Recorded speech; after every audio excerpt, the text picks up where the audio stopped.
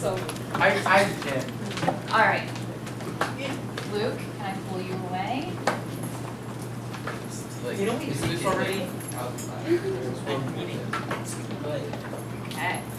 Okay, so we're on chapter 11, Castle Rock. Okay, and on Friday we covered sort of the first 2.5 questions together. The first question was, as chapter 11 opens, what does Piggy want Ralph to do? You guys told me he wants him to call an assembly. Okay, call an assembly, and he wants to get his glasses back. So we looked at that on Friday. Second question was about literary devices. And so there was this quote in there that you had to sort of analyze. And this was on page, let's see, 171. And really you had to look at the line before this line where Ralph says, "You'll get hurt." And then once you see that he says that, and Piggy's response is, "What can he do more than he has?" And then you link that with what happens later in the chapter, you can see that it's foreshadowing. So "you'll get hurt" is definitely foreshadowing, and then "what can he do more than he has?" And then the line where he says, "I'll show him the one thing he hasn't got," this we could argue is symbolism, right? Because he literally doesn't have the shell, and Jack also doesn't have any civility or rules, which is what the shell stands for. So those first 2 questions we took care of on Friday. That's going to bring us to 170. Do you have a quote at the bottom? A highlight at the bottom? Yeah. Okay, so you guys told me the first way that Ralph's trying to stay civilized is that he wanted to wash up. And you guys gave me the quote on the bottom of 170. Supposing we go looking like we used to, washed and hairbrushed. After all, we aren't savages really, and being rescued isn't a game. And so we highlighted that, and then there's going to be another one on 172, and this would be the second answer for number 3. So why don't we start there? 172 at the bottom, do you see another way that Ralph is trying to remain civilized? Okay. Noah, go ahead. I put that like Sam and Eric want to bring spears, but Ralph doesn't want to. Okay, good. Something about not wanting to take spears with them. Okay, what else, Caitlin? Yes, well, we won't be painted because we aren't savages. So let's take that one at the bottom of 172. It's about 4 lines up from the bottom. Please highlight, "Well, we won't be painted," said Ralph, "because we aren't savages." Highlight, bottom of 172. Okay, and that would be number 3.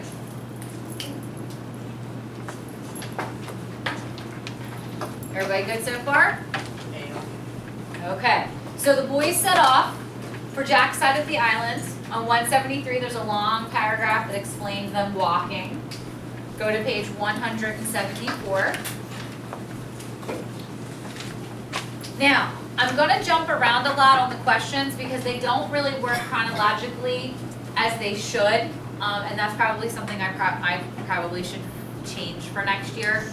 But one of your questions, and I think it's 7, is that the one about how is Piggy's death foreshadowed? That question? Yes. Is that question? Okay, so there are plenty, right, of clues as to his death occurring in the book. Like, at any point in the book were you going to yourself, this character's not going to make it? Is there anything that made him sort of a target for this event happening? So what are some of the ways that you think it's foreshadowed? Josh, give me one. Yeah, like anywhere in the book where you feel like it was foreshadowed that it was going to happen. Multiple times, but when Piggy was trying to persuade Ralph and not give up cheat. Yes.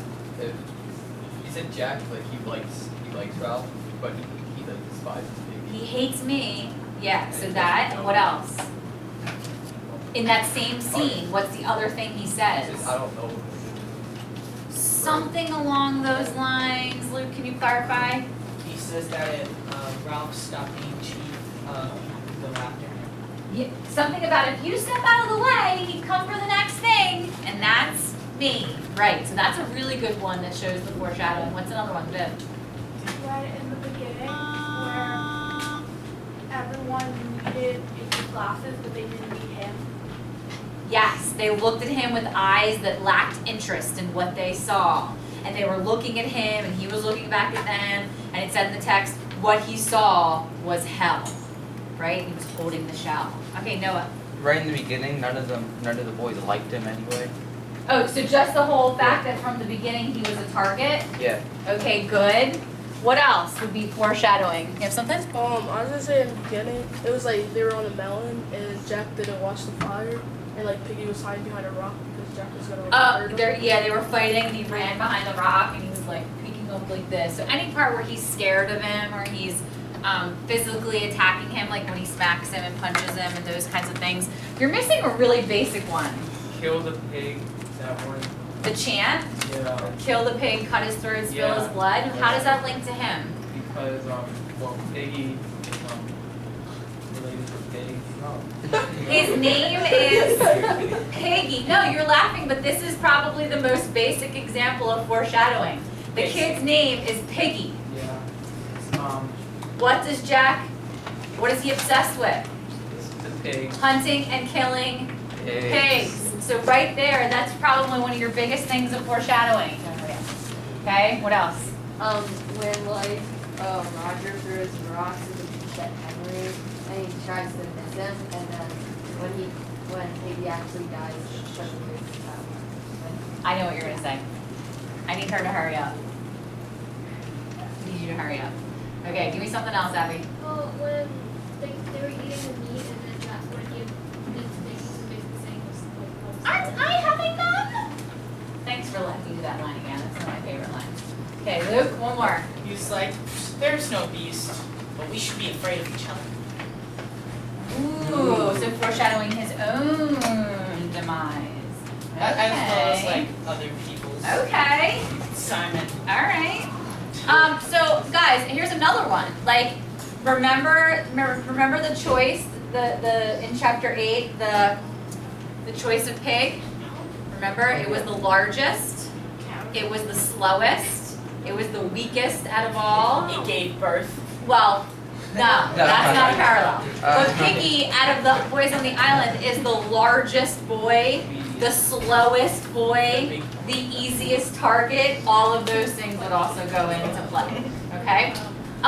So I am going to skip something on 174 until she's finished, and then I'm going to come back to it. I'm going to go to 175. Okay? So this is number 4.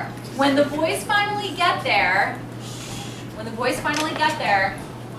what is number 4? Who's on lookout? And I'm also going to throw in a second question that's not here, but I want to know how this scene is irony. Anybody have any guesses about why this is ironic? Okay, Cassie, go ahead. Who's on the top? Rogers Okay, good. And obviously his job is to look out. look out. Yep, okay. For the ironic part is Uh-huh. when he was walking in there, the other person up there was challenging him. Robert. Now he's doing the same thing around. Yeah, and what was Roger's reaction the first time? Like, you know who I am. Yeah, like, you know who I am, you can see me. And then you see on bottom of 174, top of 175, the exact same scenario plays out. Just now Roger's up there and it's Ralph who's walking up, right? So let's highlight bottom of 174, halt, who goes there? And then I want you to highlight top of 175, Ralph bent back his head and glimpsed Roger's dark face. You can see who I am, he shouted. Stop being silly. And there's irony in that because it's exactly what happened in a previous chapter when Roger was approaching the Castle Rock and Robert was up there. So that is sort of a little bit of irony. Okay, now, you left off at stop being silly, correct? Skip a line and then I want you to highlight this one. Savages appeared, painted out of recognition, edging round the ledge toward the neck.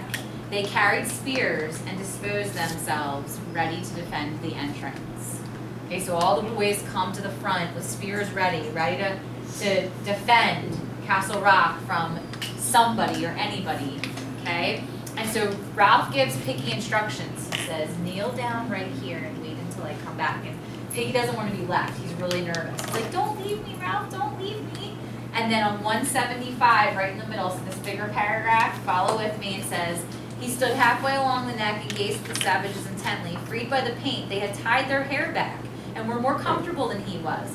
Ralph made a resolution to tie his own back afterwards. Indeed, he felt like telling them to wait and doing it there and then, but that was impossible. The savages sniggered a bit, and one gestured at Ralph with his spear, and it says, high above, Roger took his hands off the lever and leaned out to see, okay, what was going on. And so he's on top still, he leaves the lever alone, he's looking down, and Ralph goes, I'm calling an assembly. And there's silence, and I want you to highlight this. Roger took up a small stone and flung it between the twins, aiming to miss. They started, and Sam only just kept his footing. Some source of power began to pulse in Roger's body. So stop there. Where is that? That's at the bottom of 175, and it's sort of the last paragraph. Okay? All right. So let's flip the page. Ralph wants to call an assembly. He asks, where's Jack? And they tell him that he's off hunting and that they're not allowed to let him in. And he says, I've come about the fire and about Piggy's specs. And on 176, 177, and even on to 178 would be the answer to number 5 because it goes on for 3 pages. What is the reaction to Jack's tribe of getting the glasses back, starting a fire for rescue? What is their reaction? And then what effect does it have on Ralph? It was a secondary question. Abby, go ahead. Well, the together has been laughed at the couple rescue. Yes. Yeah, there's actually 2 effects that happen on him, but as far as the first part, you're correct. There are probably 7 or 8 references that Golding makes to the boys laughing, giggling, snickering. You know, they're just hysterical at one point. They are not taking him seriously. There are 2 effects on Ralph. One, it makes him really angry. He gets furious, but also he keeps losing his train of thought, and Piggy keeps having to step in and remind him, remember what we came for, my specs, the fire. And Ralph, like, the more they laugh, the more, you know, he loses what he's trying to say. Okay, so that's going to happen on a couple of different places. So let's start first on 176. This is where Jack arrives. He says, what do you want? And Jack was only identifiable by his red hair, because otherwise he's painted. He had 2 savages with him on either side, and behind him on the grass was another dead pig. Okay? And so Jack shouts, you go away, Ralph. You keep to your end. This is my end, my tribe. You leave me alone. And he says, you pinched Piggy's specs. You've got to give them back. And Jack says, got to? Who says? And he says, I say, you voted for me for chief. Didn't you hear the conch? You played a dirty trick and we'd have given you fire if you'd asked for it. Bottom of 176. You could have had fire whenever you wanted, but you didn't. You came sneaking up like a thief, and you stole Piggy's glasses. And Jack goes, say that again. And top of 177, again, thief, thief. Okay? So the 2 boys start by yelling at each other, and at the top of 177, they literally start to fight, right? So it begins with Jack attacking Ralph. It says Jack made a rush and stabbed at Ralph's chest with his spear.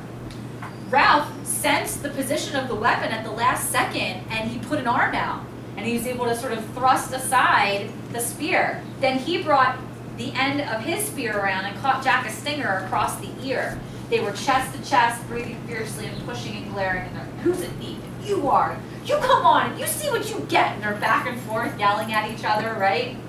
Okay. Did I skip something? I feel like I did. No, I didn't. Okay, good. All right, so they're yelling back and forth at each other on 177, and then in the middle of that, Piggy reminds Ralph why they're there. And so he says, like, right here on 177, you don't have to highlight it, but just if you can find the line.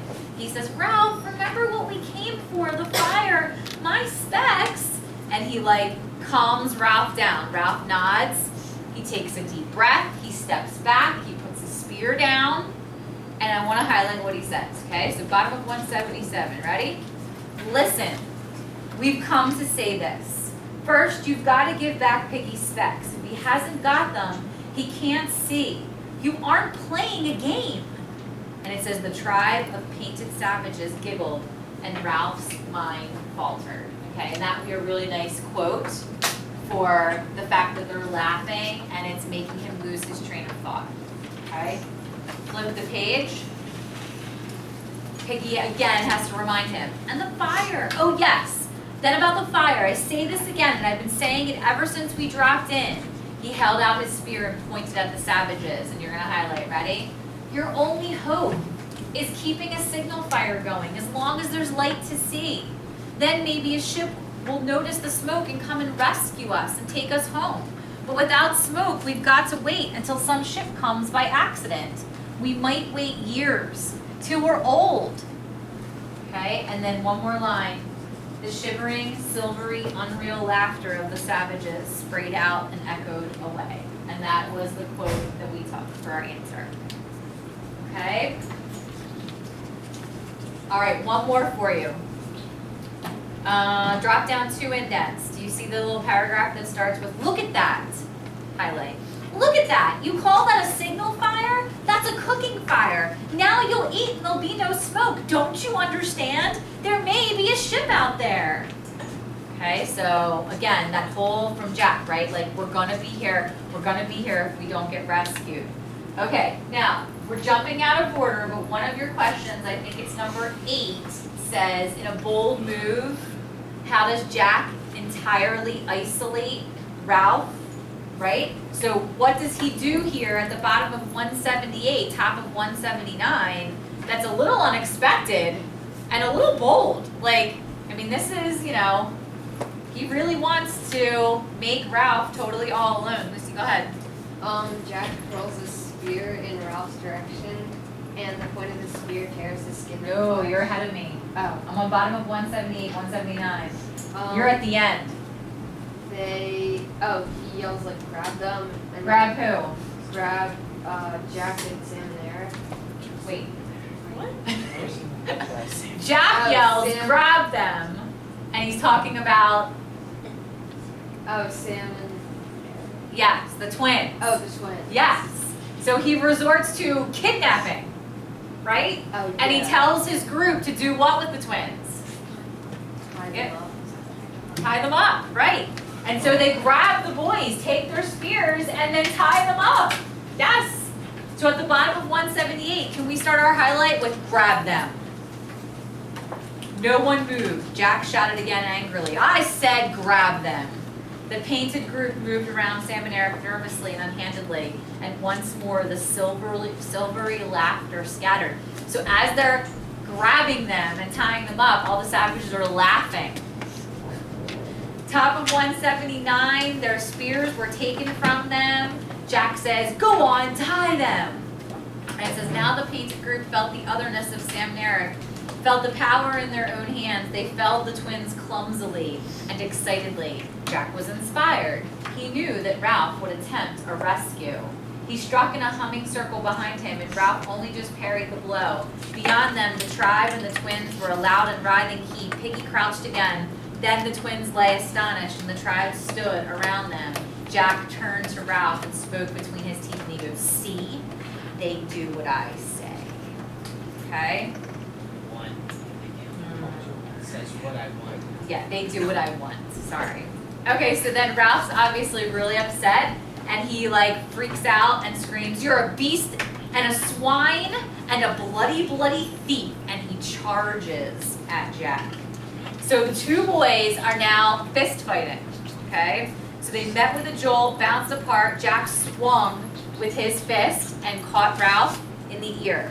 Ralph hit Jack in the stomach and made him grunt. They were facing each other, panting and furious. And in the background, they hear all the boys start to make a lot of noise. And in the middle of this sort of brawl, they hear Piggy, let me speak! And he's standing there with the shell in the middle of this big fight. And he wants to be heard, okay? So, Here's the 5 rocks. well, let's, okay. So first they boo him.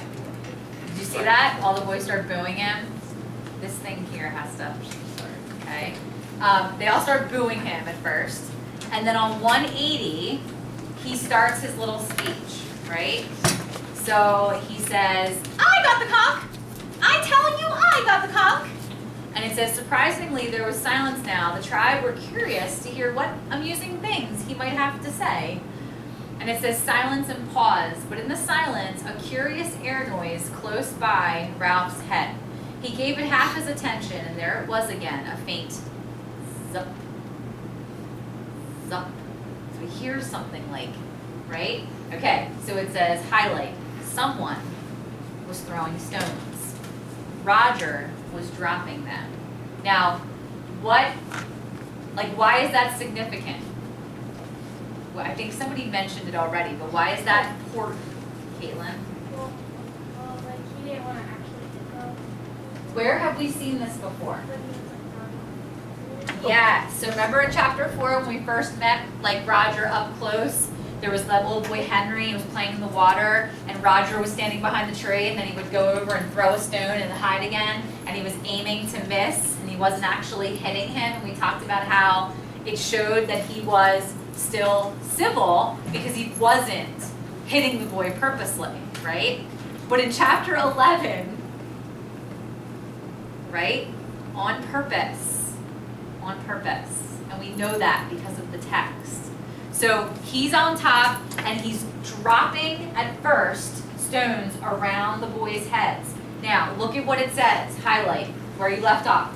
Roger was dropping them, his one hand still on the lever, look at this, below him. Ralph, so he's looking down, Ralph was a shock of hair, and Piggy, a bag of fat. That is foreshadowing. Where did we hear that phrase before? A bag of fat. We highlighted that before. Yes? It was like when they saw the pig in the meadow. Put your finger here and go back to 134. Luke is talking about chapter 8, Gift for the Darkness, when Jack creates the Lord of the Flies. Do you remember that? And on 134 at the top, do you see what we highlighted? The pigs lay bloated bags of fat, sensuously enjoying the shadows under the trees. And the one that he selects is the largest, the weakest one. And so that use of that phrase here, right before something is killed, is used again right before Piggy is killed. So that's a huge piece of foreshadowing, okay? Now, another piece of foreshadowing that I wasn't able to give you, but now I can because Carmela's done her quiz. On 174, can we go back to that? Because I would be remiss if I didn't go over this with you. This is when they first get to Castle Rock. Do you remember how Piggy can't see? And so he's holding on to somebody and he's blindly walking, okay? And look at what the text says. I want you to come down the page. I want you to find you two follow behind. You see that line? You two follow behind. I'll go first. You see where I am? No highlight, just find the line. You two follow behind, I'll go first, then Yeah. Piggy a pace behind me. Do you see it? Yeah. Keep your spears ready. And then it says, Piggy peered anxiously into the luminous veil that hung between him and the world. So that means he can't see. And then what does he say as he's being led? Look at what he says. He's like, is it safe? Ain't there a cliff? I can hear the sea. How is that foreshadowing? How's that foreshadowing, Jalen? He falls off the cliff. And he dies in the sea. I mean, he literally says exactly what's about to happen to him a few pages later in the chapter. And then look at this. Keep highlighting. You keep right close to me. And it says, Ralph moved forward onto the neck. He kicked a stone, and it bounded into the water. Then the sea sucked down, revealing a red, weedy square 40 feet beneath Ralph's left arm. How is that foreshadowing? How is that description? Elliot? Piggy falls 40 feet And lands where? like down there. So Ralph, when he kicked the stone and he looked down off the side of the cliff, he literally saw the exact spot where Piggy would end up landing later in the chapter. So you got his death literally on page 174 before it even happened. So there's lots of foreshadowing, okay? What's that? What'd you say? Luke. He asked if he did it back. I don't, he just says he flew through the air. I Go ahead. paid for my bag of cat food. What's that? I paid for my bag of cat Oh, did I not give you that? food. No, Okay, it's fine too. let me give you that. Yeah. All Of right, course I want For the money. so let's jump back to where we were, okay? All right, so we're back to page 180, okay? So this is right before Piggy falls. He says in his final 3 lines of the book, I got to say this, you're acting like a crowd of kids. And they boo him, right? Because I don't want to hear anything he's saying. You have an English meeting. Right? Then he says, which is better, to be a pack of painted Indians like you are, or to be sensible like Ralph is? And again, all the savages are making noise.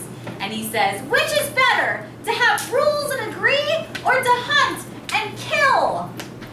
And then Ralph interrupts and says, which is better, law and rescue, or hunting and breaking things up? And I find 2 things interesting with those lines. One, I always look at what is the very last word of his character, and it's the word kill. And I don't know if I'm reading too much into it, or if it's just coincidental, but the fact that his last word that he utters on the island is kill is interesting. And the last thing that Ralph says before Piggy dies is breaking things up. And why is that phrase significant in what's about to happen? What breaks in this next part? I know. His bones. Well, his skull, Oh, yes. That's part of the skeleton And system. what else besides his skull? The shell, yes. So Ralph's last line is very symbolic. Does everybody see that? Okay. I got And yes, go ahead. Piggy says like, you're acting like a crowd of kids. Isn't that like another part of the book? That's his famous line, yes. Besides, I got the conch, it would probably be, I got the conch and you're acting like a crowd of kids.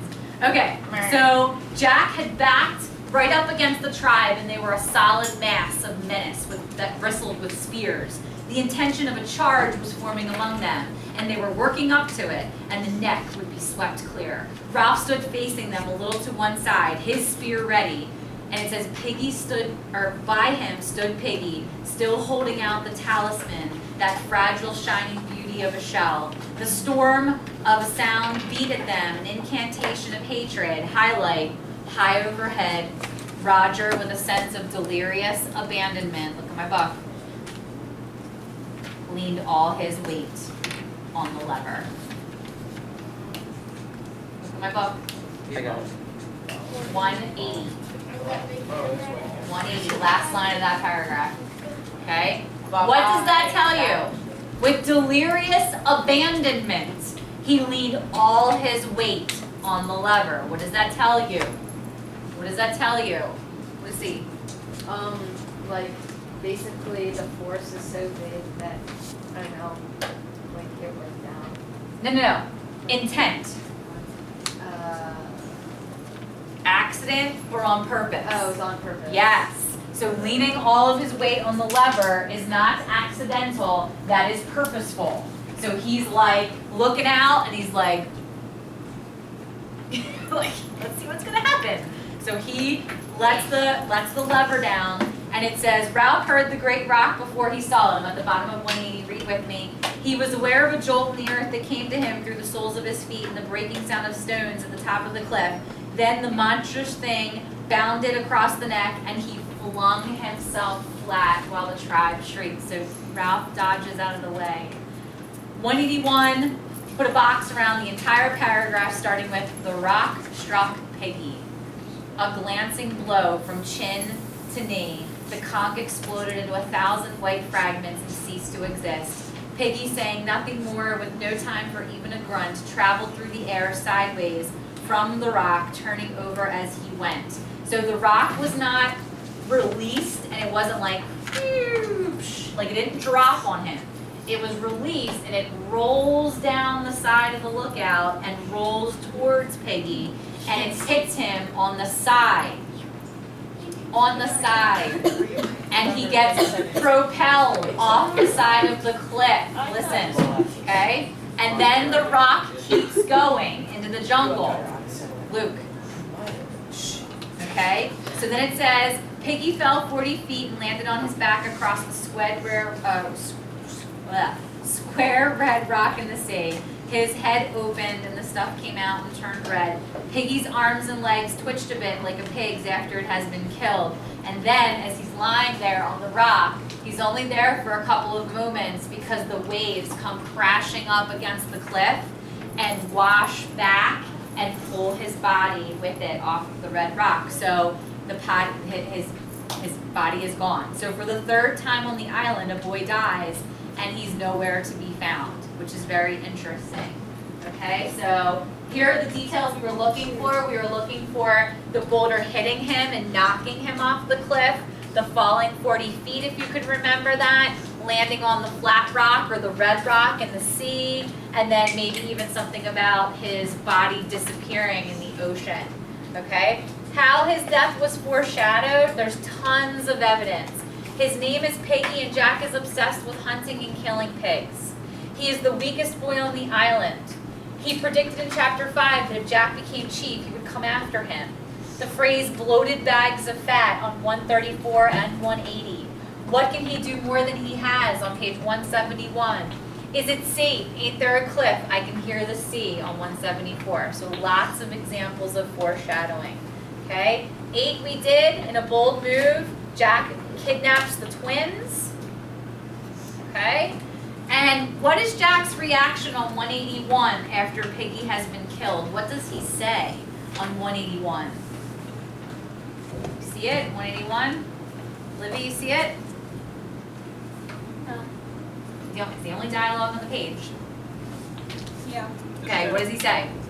See, Steve, that's what you'll get. I meant that there isn't a tribe for you anymore.